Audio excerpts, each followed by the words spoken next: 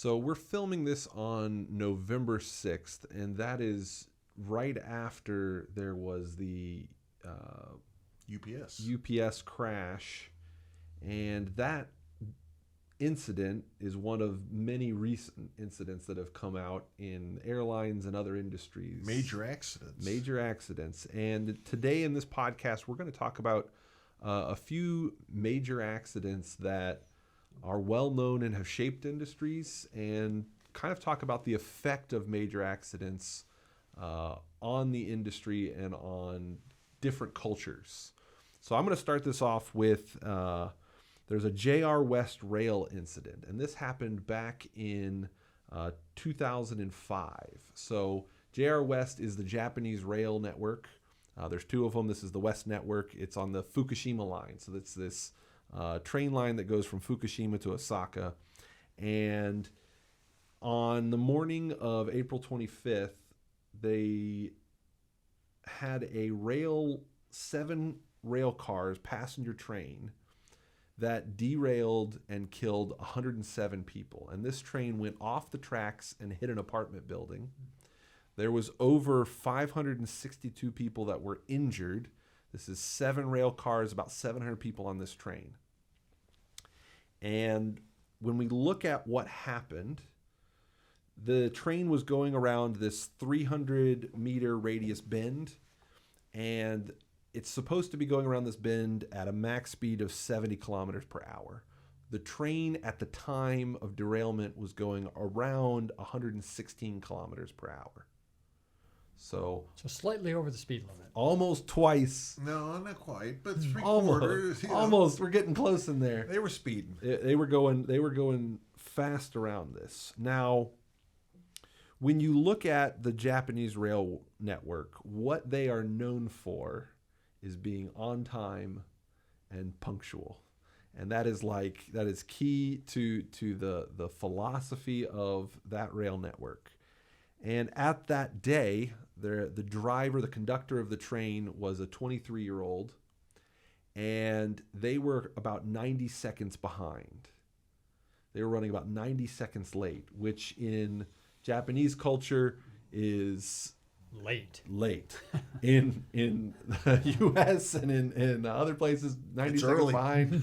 Heck, that's good. That's on time delivery right there. That's early. So they're 90 seconds late, and the reason why they're 90 seconds late is on this one rail line trip, they had fallen about 25 minutes earlier. They had fallen about 15 seconds behind when they didn't stop appropriately at basically there's a red signal that goes and they're supposed to stop, and it caused the automatic braking system to engage when they didn't hit the stop at the right point. And that caused a 15-second delay. Because you got to reset that. Yep. And so they lost 15 seconds in that delay. And then 4 minutes before the crash, so the driver was 15 seconds. He's trying to catch it up. He overshot the previous train station by 3 car lengths and had to reverse the train. And that put him to 90 seconds behind schedule. So to this operator, they had to catch back up. And to do that meant they had to go at the max speed as much as possible. Now, why did they feel they needed to catch up?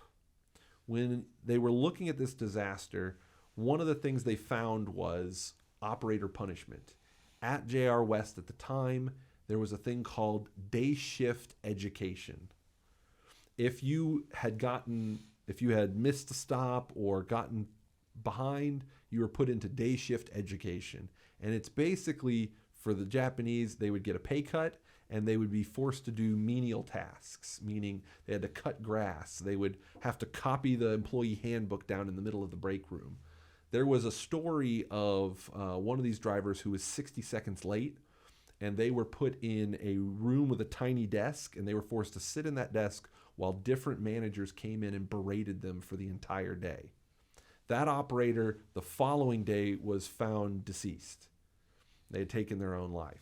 And that's the kind of punishment that you go through if you misschedule and miss your stops. This 23-year-old operator had been through day shift education 13 times. Holy cow.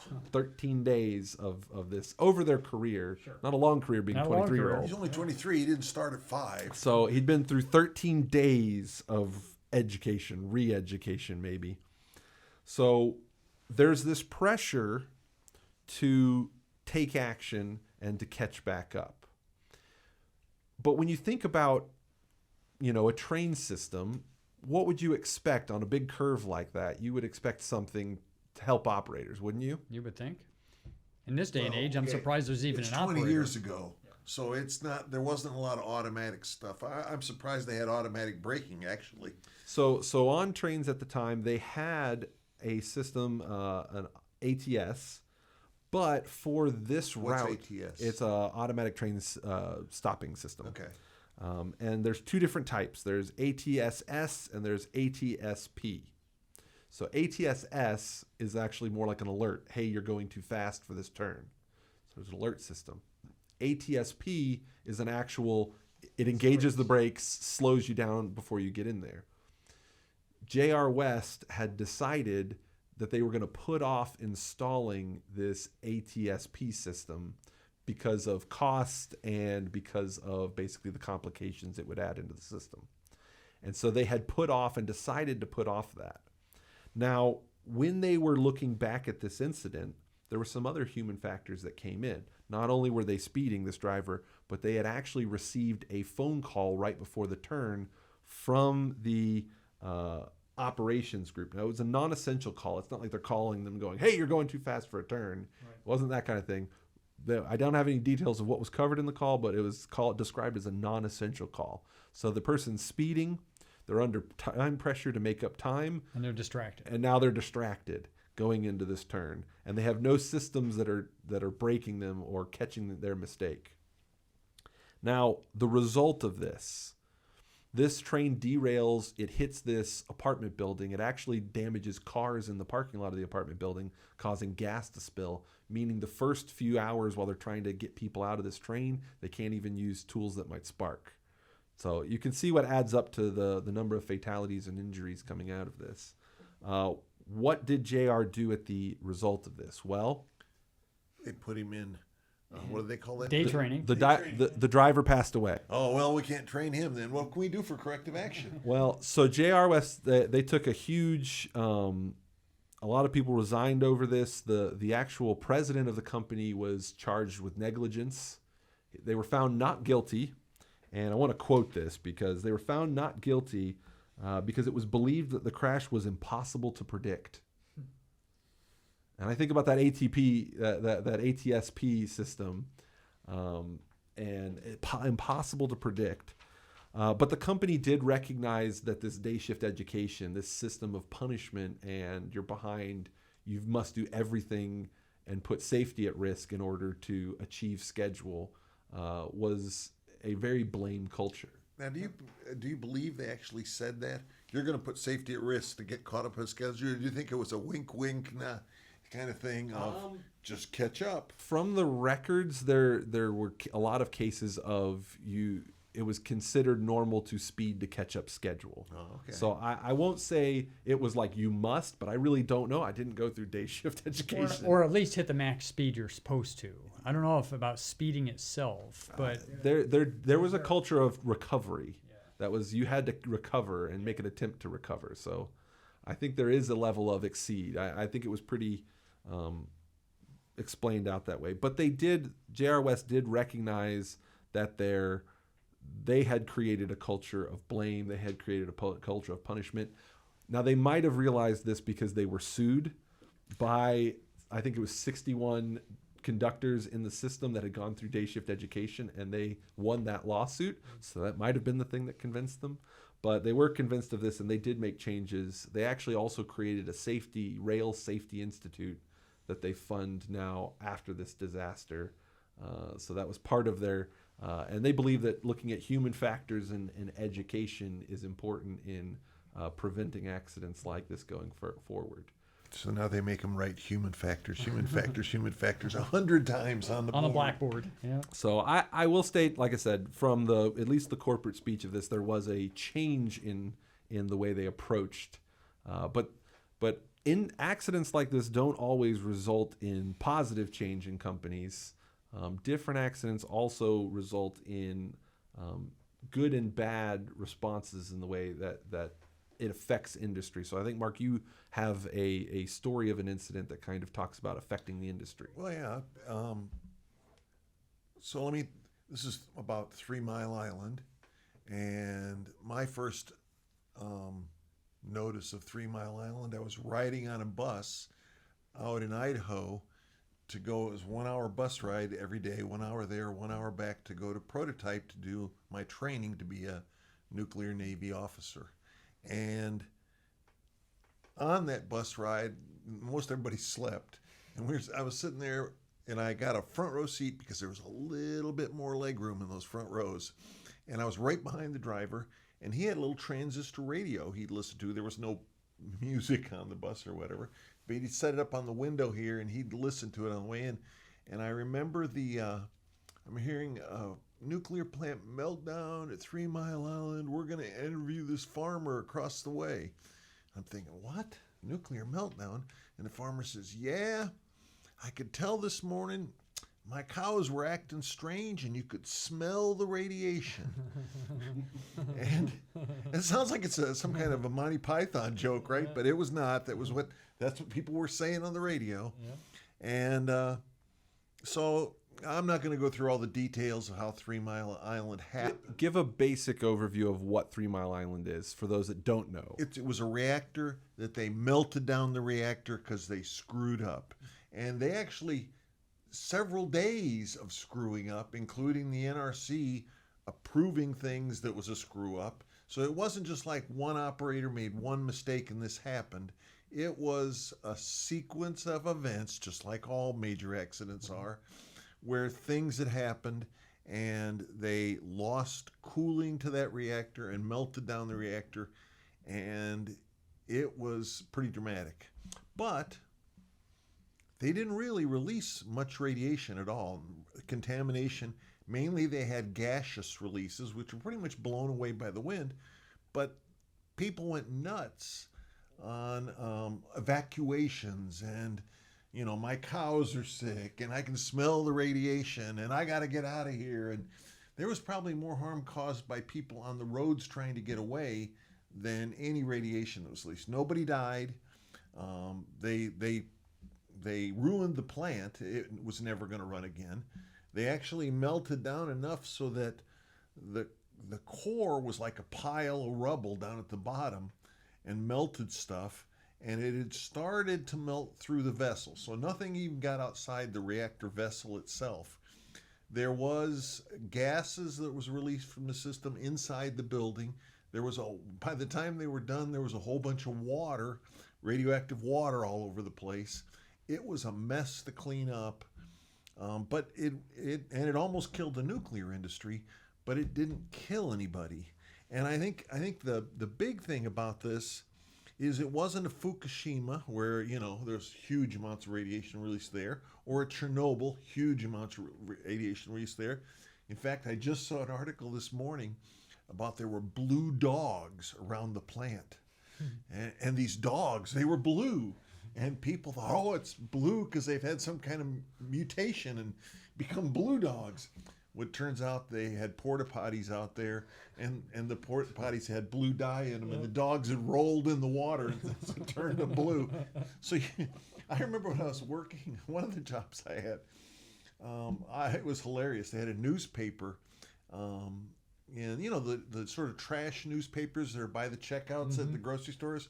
Well, one of those had a giant chicken standing next to this guy, and it said the chickens had grown to gigantic sizes at 3 Mile Island. No, Chernobyl. At Chernobyl. And so I cut it out and sent it to my boss, and he thought I was serious. It was hilarious.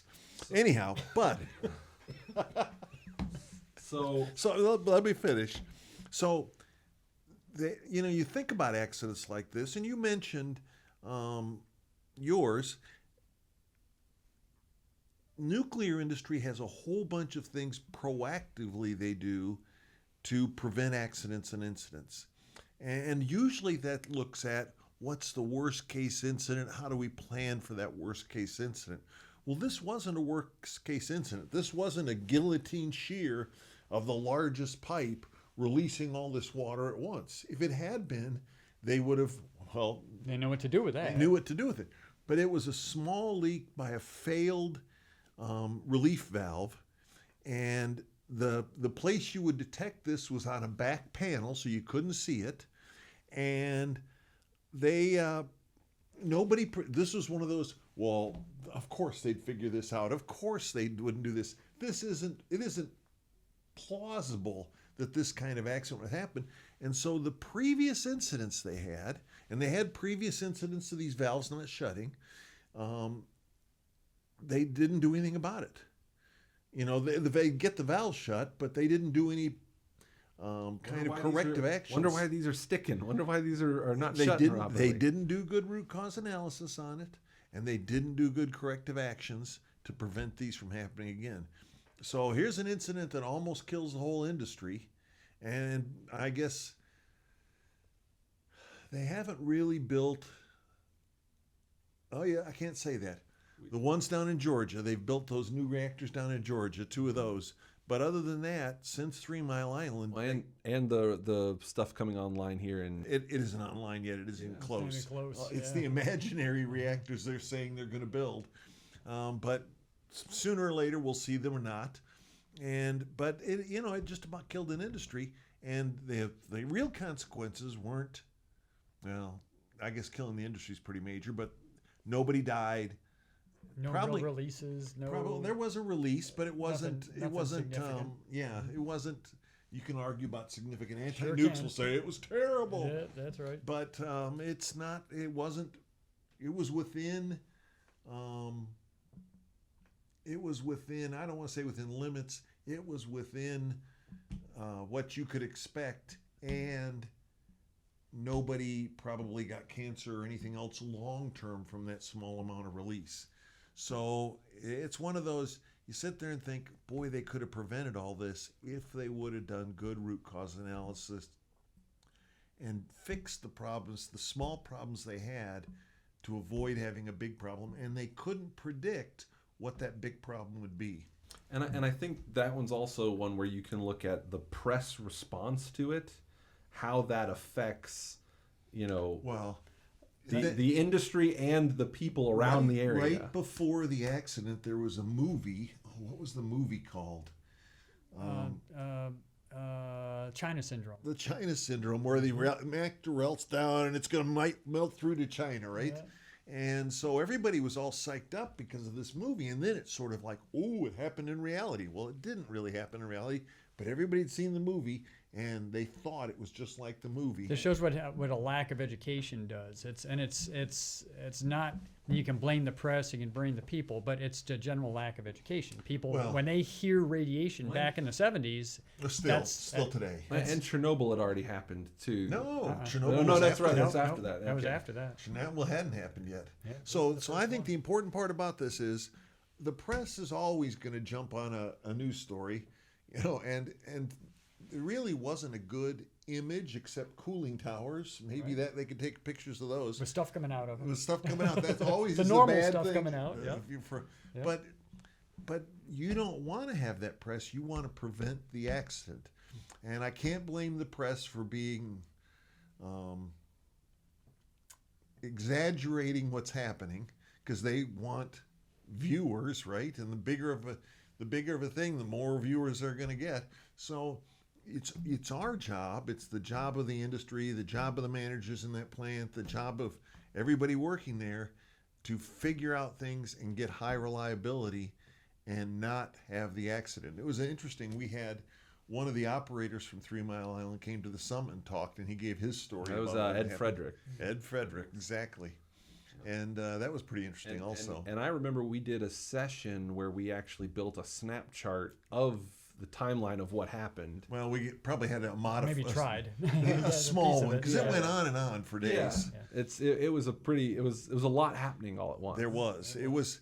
Once they got going, it was hundreds of alarms and the overwhelmed of the operators, and the wasn't a very good human factors design display. All those problems led to that accident. I remember the one thing I remember from that was how many they had a printer that was going to print out the alarms, How many hours behind that thing? and it was like in the first second it was 200 alarms, which would have taken it a certain amount of time just to Because it was those old dot matrix printers that were like typewriter. Yeah, exactly.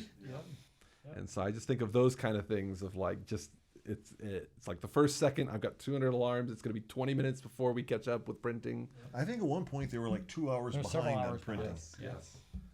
So I that stood out to me. I remember that talk from the summit. Yep. Very interesting. So that's an example of a industry changing incident, and one that impacted it for a long time. But not every incident is even well known. So I think, Ken, you've brought one that maybe should be better known. Yeah. So it doesn't necessarily change an industry, but it changes lives. And when you take a look at many of these incidents, we almost have become numb to some of these. So I'm going to talk about the R.M. Palmer chocolate factory explosion. That was in March of 24.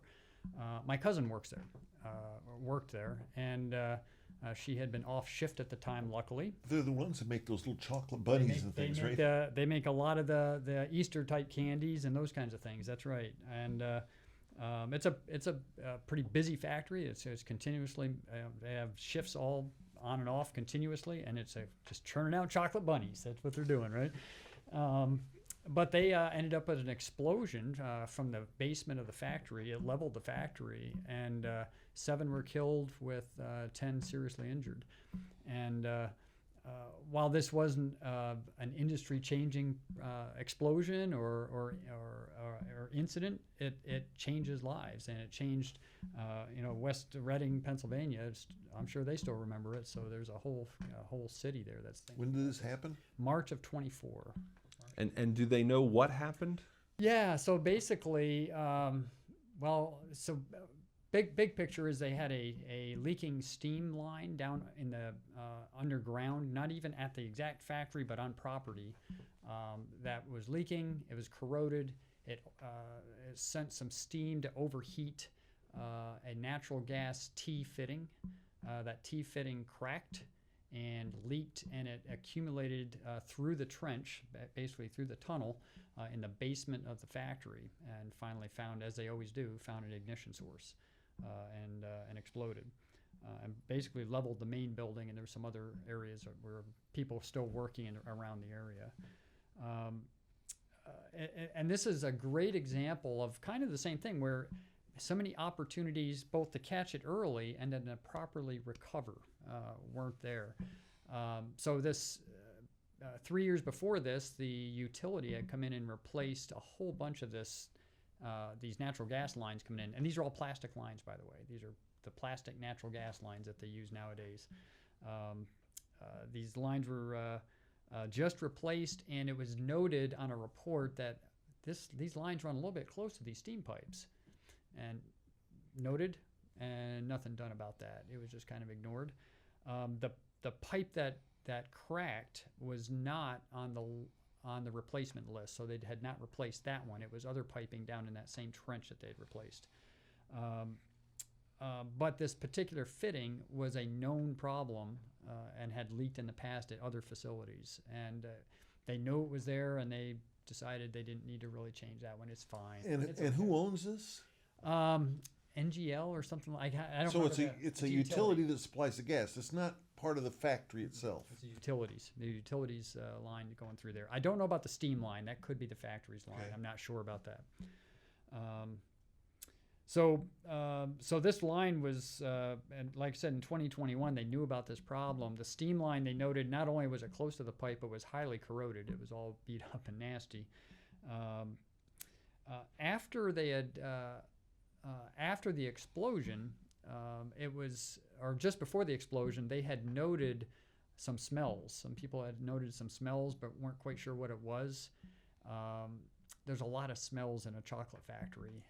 So You imagine them all to be good smells. you would think so. Yeah, maybe not though. But I probably don't know. not, There's though. probably some stuff. But in you just there. imagine it to be. Yeah, you would hope it would be, I guess. But so basically, one of the findings is they didn't have a very good evacuation plan or a plan in place for when you smell natural gas. And I look at that corrective action and I think to myself, or that finding, and I'm thinking, I think there's probably a lot of companies who don't use natural gas. Isn't like what they do there. It's just part of their heating systems or whatever in there. So there's probably, if I go to pretty much any company up and down the road here that's has natural gas in there, I would hazard your to guess, home. or your house. I could imagine that happening, on the factory floor, and it's like, something's not right, something's smelling weird, and people would start bringing it up, and the manager would be out there going, I think I smell it too. That was kind of the point that they had here, is that even after their corrective action was if you smell something, you must investigate. Well, that's not even a good answer, really. I mean, if you smell something, you should probably leave and then investigate. But it's hard to, these kind of corrective actions I see all the time where in hindsight it sounds wonderful, but nobody actually does those. If I go up and down the road here, I'll guarantee nobody has a natural gas evacuation plan built into their systems. It sounds good as a corrective action, but it's not really a realistic expectation of most companies. I just don't expect you would do that. Now, if you work with natural gas as your job, that's a completely different issue. But so that was one of their findings, is that the company had a poor natural gas response plan for when you smell that. They also found that there was no natural gas leak detectors. There was no leak detectors anywhere in the system. And again, it wasn't even required that they have them at the time, and I don't think it still is. One of the findings is that it would be a good idea to put natural gas detectors at this plant from now on. Was it leveled? That one part was, yes. So when they rebuild it, then it would be. I'm sure they could put them in, although I still don't think it's required by code, because it's just for heating. It would have to be something you recognize as, we're connected to this natural gas pipe. Right. So these are the corridor. kinds of, it frustrates me sometimes when I see corrective actions that seem to point blame, or blaming. It was one of the main things was they don't have an evacuation plan. And I was thinking, what a terrible corrective action. Now, should they have one? Well, now they should. Sure, I understand that now. But saying in hindsight that they should have had one to start with, I think it sounds good, but I just don't think that's a good corrective action. The 3 Mile Island one, they didn't have a good hierarchy for who's going to say it's time to evacuate people. And I guess the governor eventually did, but both the NRC and the other people thought, well, this is unnecessary, but it just got so much turmoil that he finally said evacuate. Enough. Everybody out. Yep. And that's kind of where they ended up with this one too, is that nobody made the call when there were these smells that they weren't sure what they were. So while this is a smaller incident, I think these are probably more common. And we've, like I said, almost become desensitized to small losses of life. We've lost 7 people here. We had a train derailment over here that lost, the 6 people were killed, or these are still. I think of the local one. We've had 2 here locally that come to mind. One was the munitions facility that exploded, and Just outside of Nashville, the other one was during the major flooding that occurred. I guess that was last year. Last hurricane season, actually. Helene. There was a Just major went flooding. through the 1 year anniversary Yes, of it. yes, and so there was a factory here that got flooded and had several people. Not here, but up in Irwin. Tennessee, in Irwin, Tennessee, Tennessee. In yep. Tennessee, I'll And say they didn't here. have a good flooding response plan. No, at they that definitely plant. did not have a flooding They response plan. waited. They sort of like, we're supposed to evacuate. I heard that there was an evacuation. Well, should we go, or are we safer here? Would you be safer on the road? By the time they made the decision, the flood waters were all over the place, and people tried to drive through them and got swept away and killed. Yeah.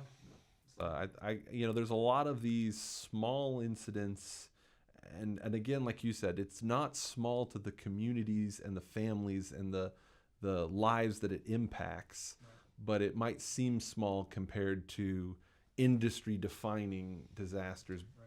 Well, but the example, the flood from all the rain, nobody. This is one of those sort of like in all of them. No, it wasn't credible. No, there's not going to be a flood in Irwin, Tennessee, Where would from that a come from? hurricane What? that dumps so much water that it washes people off the road. And if you go up there and look at the damage, you go, "Wow, Yeah. nobody would have thought this would happen." That raised the water level 20 feet. So then Right. being smart enough to say, okay, in advance, we're going to plan for this thing that's never going to happen, that nobody predicts, and we're going to make an evacuation plan and decision matrix. Yep. That's not going to happen. That's not gonna So a little bit at a time, there's things that are just beyond